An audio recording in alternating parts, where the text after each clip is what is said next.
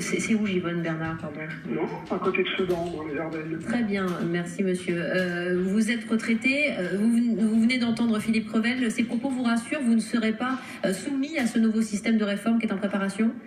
Oui, je ne serais pas soumis à ce système de réforme, mais bon, pour rebondir sur ce qui se disait précédemment, je suis en retraite moi, depuis 5 ans, et donc je me suis arrêté de travailler parce que ma femme a eu un accident et que les aléas de la vie ont fait qu'il a fallu que je la soigne, etc. Et donc, lorsqu'elle était beaucoup mieux et qu'elle n'a pu remarcher et retourner au boulot, je me suis inscrit dans diverses boîtes intérim. Eh bien, écoutez, depuis 4 ans, parce que depuis 4 ans, je n'arrête pas de travailler. D'accord? Je n'arrête pas de travailler.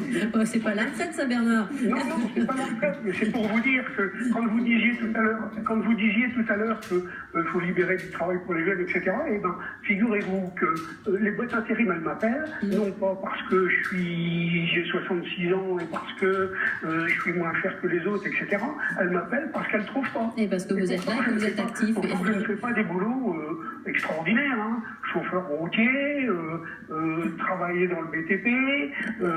C'est tout à votre honneur. Mais tenez, Bernard, j'ai une question pour Emmanuel Grimaud. Bernard, qui est à la retraite, mais qui travaille dans une boîte d'intérim, il paie des cotisations aujourd'hui, mais ça sera versé à sa retraite ou pas, finalement? Non, c'est également ce qu'on appelle des cotisations de solidarité. Et c'est important d'en parler parce que les gens ne savent pas que le cumul emploi-retraite est possible. Oui.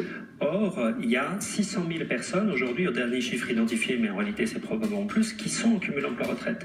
Ça veut dire quasiment un retraité sur 3 de ceux qui ont liquidé leur retraite dans les 3 dernières années. Donc le cumul emploi-retraite est en train de devenir un phénomène de masse, et pas uniquement pour des questions de pauvreté ou de revenus, puisqu'il y a une étude très précise qui a été faite qui montre que seuls 8% des personnes en cumul emploi-retraite le font par nécessité financière.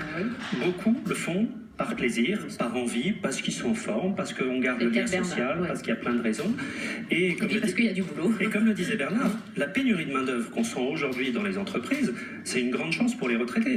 Et il y a 10-15 ans, c'est vrai qu'à 45 ans, 50 ans, on vous disait il est vieux, on ne peut plus rien faire de lui. Ça a complètement changé. Il y a vraiment une chance pour les retraités et les futurs retraités, qui est que même s'ils quittent leur entreprise à 60-62 ans, on les voit très facilement revenir sur du temps partiel, des prestations de conseil, de l'intérim, et c'est un changement majeur qui est bénéfique à tout le monde. Le cumul emploi-retraite, on n'y touchera pas avec la nouvelle réforme, rien ne va changer pour ce statut, ce système. Le cumul emploi-retraite, il n'y a aucune incidence sur le fonctionnement du futur régime, et je pense que les pouvoirs publics vont même plutôt l'inciter, parce que évidemment ce sont des cotisations sociales supplémentaires pour l'assurance maladie, pour l'assurance vieillesse, et donc c'est plutôt positif, on va dire, pour les finances publiques en règle générale.